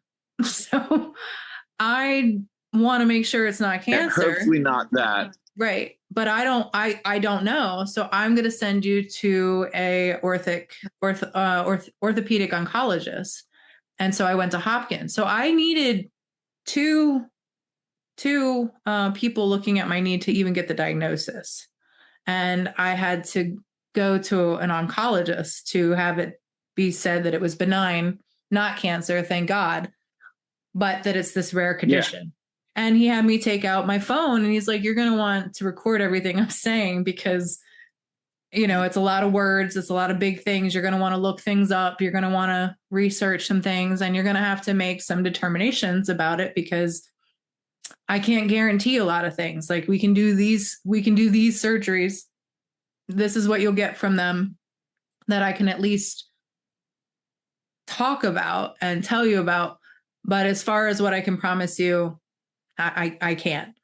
So, that's where I'm at. And I don't think people really understand that, they understand, oh, do you need a knee replacement? Do you need a hip replacement? They understand these common things. Right. They don't understand something that where the doctor's like, I've never seen this and I don't know what it is. And then they have to send you to like a specialist in Hopkins. And what I've come to find out is that specialist, because I belong to a group, a support group for my condition. That specialist is one of only 3 people in the entire state that is even recommended to ever touch me surgery wise for this condition. Oh, wow. Yeah. So there's a lot of blessings within that because at least there's 3. Yeah. You know, and I met one of them. So that's pretty cool. And as messed up as our healthcare system, it is not nearly as bad as what I see in other countries, like there's people in so that wait for years and years and years for surgeries to even happen. Like they know what their condition is, but they have to wait years to get a surgery or, and so. Yeah, no thanks. Yeah. So I think I'm very blessed within that. So as far as how I'm doing, it is what it is. I think the hardest part is, just being with people and not making a big deal of it. Because it is what it is. Pain, you have to move and act and whatever. And it makes other people uncomfortable because they can't do anything for you. So that's it. The only thing that I know it's this. I'm not saying this at all for it. I guess I'm saying it for myself. I'm not saying it, and maybe I'm saying it to the one person out there that maybe is going through something that hears this and is in maybe like a dark place with that pain and whatever it is they're going through, that you do come out way stronger. Yes. And I know that you already know this. So I'm preaching to the choir here, but this is more or less out to the person that is maybe going through something that they're like, I don't understand it. Now, it never helped me to have a friend or family, the friend, family, doctors that never went to medical school. That actually always upset me. And it always got under my skin because it's like, bro, it's like, leave me alone. But you do come out. Life is gonna life. Things are gonna happen. But you do come out stronger. You come Yes. out different, but you come out if as long as you come out. Uh, Oh no. Come back. I lost him again. Diary listeners, it's unfair connection. It's so not consistent. Oh, he's back. I hope you're back. Are you back? Kevin. Your poor phone. yeah, no, I'm sorry. Phone is about to die. That's why I have to put it back in the charger. And now I'm back in the basement where I do not have any.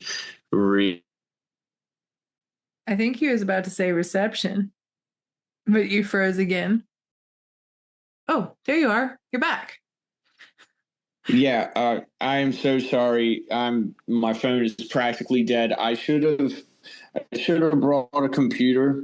I really Oh should no, have it's brought a fine. computer for this. I just I did not think that well ahead. I just thought, oh, you know what? I'm just going to use my phone, and I'm not receiving the best signal, and that's why it's just cutting in and out. And I'm not going to give you the best podcast because the entire time my phone has just been cutting in and out. And so, but I guess for what I was saying before, to sum it all up, smooth sails don't make a skilled sailor, and sometimes you have to weather the storm in life to come out stronger and to come out, but that you have to weather the storm. That's I'm preaching to the choir. You already know that. I'm just saying that to the random person that is going through something that's like I'm in hell and I don't know what to do.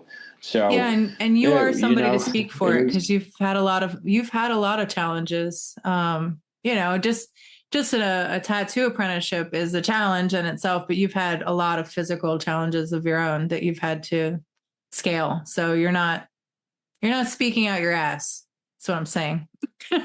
Oh, and there's a lot of people that have gone through worse, and I'm just grateful that I can do what I can do, and that I am at I'm really, even though the grass could always be greener, I am not in a bad place in life. So I really am grateful for what I do have, where I'm at, and how I'm doing. It could always be better. I mean, Yeah. I've definitely, and a lot of when it comes to pain or injuries that were brought on by myself. I mean, I've definitely done some dumb things not even that long ago, and so I did something stupid about maybe a month ago. But you know what? I know I'm getting older because I'm getting wiser and knowing when to be kinder and gentler to myself and not over push my limits and boundaries. But no, I'm really at a place in life where I am not doing terrible. I'm very grateful for what I have. So Your work's it's been good. Your thank tattoos have you. been really good. Thank you. Yeah, man. I'm doing all right. You know, I'm hitting a stride. So I appreciate that. Thank you so much. I mean, when we met, you And were like, I don't think I'm ready for a podcast yet. And now you've done two. yeah, yeah. And then hopefully in a year from now, like last year, it's funny, last year, the work I was doing, I was really feeling myself. And then I'm looking at the work from last year, the work that I do today, and I'm like, dude, like, you're feeling yourself on that. Like, hopefully in a year from now, I can do another one with you and then look at the work I'm doing today and be like, oh, dude, look at what I'm doing right now. Like, this is Yeah. completely, so it's just, all it is progress and just being, just building. That's all it is. Yeah, man. So, yeah. Well, from the outside looking in, it looks good. It looks like you're doing great work. It looks consistent, clean, definitely looks in alignment with the stuff that you like to do, which I think is great. thank you. Yeah. To find clientele like that. I guess, because you are outside and you don't know whether or not you're going to lose connection. Did we talk about things that you wanted to talk about? I don't know if you had an agenda. I really had no expectations coming in. I just was going to talk. So I mean, I'm cool with that, and we can always interact. We can always figure something out for another time too. Hell yeah! And if you always have questions for me, or if I have questions for you, I mean, we can always revisit. I mean, we just kind of did ping pong today. We kind of went back and forth with questions and answers, and hey, that's cool. So I hope somebody takes something from that, and somebody out there, especially the closing point of, it's, you gotta keep your head up, and if that would be my conclusion to all of this, is for what we were speaking about today, is you cannot let yourself be defeated, because there's enough people out there in life that are it's adversity, it's life testing you, that are going to want to put you down, but you cannot let yourself be defeated by yourself. You can either be your best friend in life, or you can be your worst enemy. And that is all up to you. That has nothing to do with the person standing next to you. The person standing next to you can, in fact, be your enemy. Or it could be your best friend. Or your husband screaming at you, stop crying. But yeah. Who loves you desperately. I mean, but yes, but it is all on us. So if that was my closing statement, it would be, be kind to yourself, love yourself, and you have hidden power within that you don't even know that you have. Yeah. So, yeah. And I know I'm preaching to the choir. I just hope that someone out there that maybe needs to hear that message goes, oh, wow, you know what? Today I'm going to be better than I was yesterday. Yeah. So hopefully that's the case. Yeah. Well, and I think for especially, other tattooers that might, as you said, like things have been kind of dodgy right now. So it sounds like a lot of us, like I said, I've kind of kept myself here, so I'm kind of used to it. But a lot of people might really need to know that they're not alone. Yeah. So that's always really good.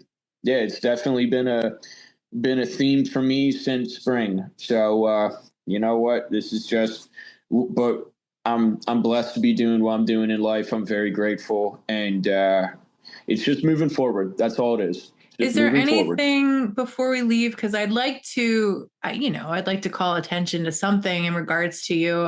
Is there anything that you're doing or you want to do that if you could put it out there in the world and call a client to you or something, is there anything on your heart that you really want to do that you just haven't done yet? As far as tattoos and art goes, yeah. So I do.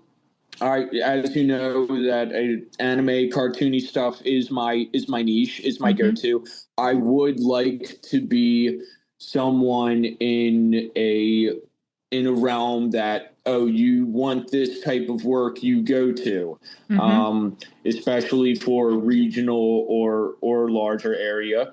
But for me doing that, I haven't done a Dragon Ball Z or Naruto tattoo. So I'm just putting that out into the universe, that for the fact that I do this style of work and I haven't done those, is I'm just throwing that out into the universe of you want that. You want to come get that. I'm going to murder it. And it's that I'm just putting that out into the universe. That's a big one, man. I who was not even an anime person, has done a Dragon Ball Z tattoo. Like that's terrible to me. So yes, we will 100% try to hype up. Like, is there any character or just anything Dragon Ball Z? I definitely prefer characters. I feel like a lot of people have a misconception when I say anime. They'll come across a part in an anime. For example, they'll come across maybe a banner that was in an anime, or they'll come across a scenery. I definitely am more of your caricature. So I prefer give me that Goku, give me that Super Saiyan, or give me some of these characters, give me some of these ninja characters. I'm gonna murder it, and I will stand by that. So that is something that I just haven't done yet, and I'm just putting that out into the universe, and ask and you shall receive. I like it, and so that's that's a classic one too. I'm gonna try to really put that out there when we post this podcast, which I hope to be next Tuesday. So cool. How fast that energy might be coming, but in the meantime, I'm going to be praying that you get to do a tattoo. So maybe it'll happen sooner. Who knows? Maybe it'll walk through the door. I'm cool with it. I'm absolutely cool with it. And I appreciate you. Of course, I appreciate you. Well, and I thank you for this time. I thank you. I hope you get a good an appointment soon, and you get a speedy recovery, and that your knee is... that everything is taken care of and everything will be good. We're just going to put that energy out there. Everything's going to be okay. We're just going to put that energy out there. I like it. And I'm going to keep in mind that I need to be my own best friend, because, I don't always treat myself that way. So I'll be honest. Like I kind of crap on myself. We're all like that. Yeah. So I'm going to keep that on my heart. We're all our biggest critic. It's a great advice. You were not preaching to the choir. In fact, I probably needed to hear that. So I appreciate that. Well, I think the world of you. I think you're great. And I feel like we're all our own biggest critic. We can all beat ourselves up, and it's just it's human nature to people that want something better for themselves. Yeah. Well, I will say this. I hope to be a lot more in the future, because I like to hang out with you more, man. We need to make art together and stuff. Yeah. So hopefully with this, we're refabbing the salon. I think I told you we're turning it into an art space. So hopefully, once that's a little further along, I'll be able to focus more and bring some friends in. I can't wait for that day. So that's what's on the horizon for me. God's not allowed to take me out until I see at least that. I got plans, and the knee will be the knee. It'll happen. But thank you for all of that. But that's what I'm looking forward to. I really want to hang out with some people and do some cool art, and all of that. So it's on the horizon. Sounds good to me. Yeah, man. Well, you have a blessed evening. Sounds good. And I would like you to chill out, wind down, charge your battery. all that entails. But thank you. And we'll definitely do this again. I appreciate a touchstone. Well, I appreciate you, Amy. Thank you so much. Definitely, man. Later. See ya.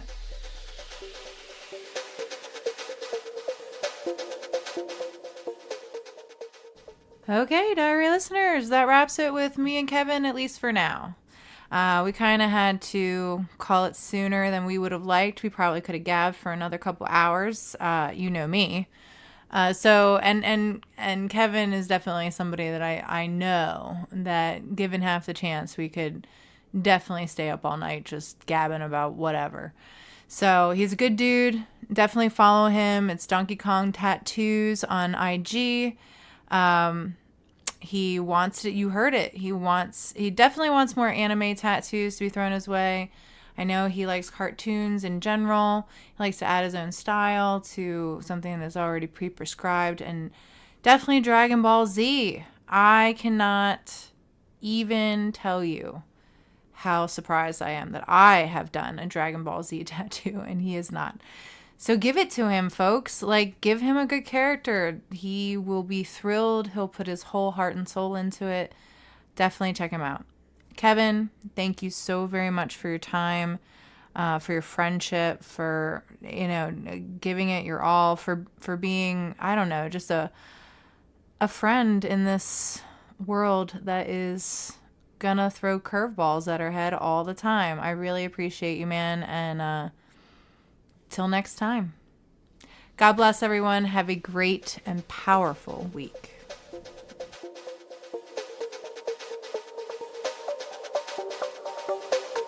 Thanks for listening. You can find the Apprenticeship Diaries on Twitter, Facebook, and Instagram. Our IG is the_apprenticeship_diaries. If you would like to offer constructive criticism or an interview, drop us an email at theapprenticeshipdiaries@gmail.com. We look forward to hearing from our listeners.